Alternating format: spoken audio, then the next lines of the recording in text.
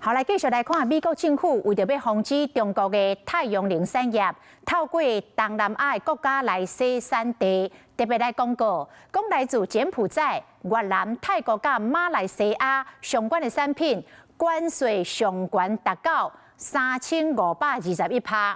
专家讲，在这个关税优势之下，台厂应该会当得到转单的效益。这个消息帮助今仔日的台北股市开悬走悬，尤其是太阳能概念股有几啊档拢起停。今仔日的台北股市大起845点，以19639点来收盘，是史上起第二多。这个台积电嘛起57块，收利的873块。台股规盘红光光，指数直直变悬。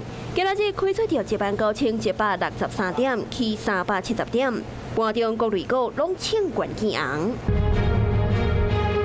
太阳能概念股最近也是利多，因为美国的商务部公告对东南亚部分国家目前的当权严格打击生产地状况，台厂有希望会得到转单效应。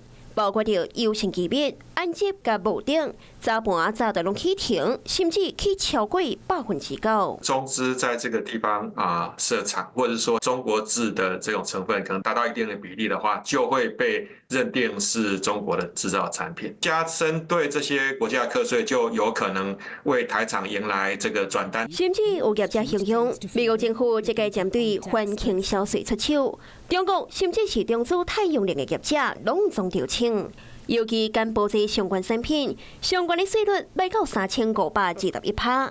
越南甲泰国相关嘛拢超过375%，马来西亚相关也红扣超过40%。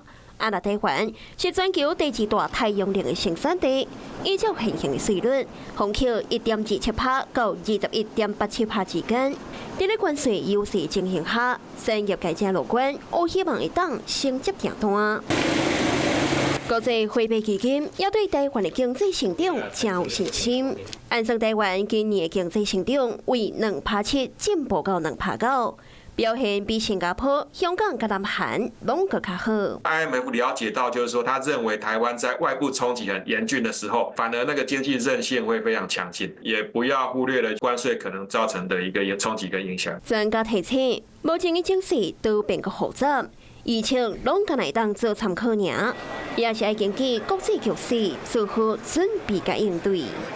Hello， 我是蒋欣梅，想要抢先掌握最及时的新闻资讯吗？赶快订阅、按赞、开启小铃铛，锁定华视新闻 YouTube 频道。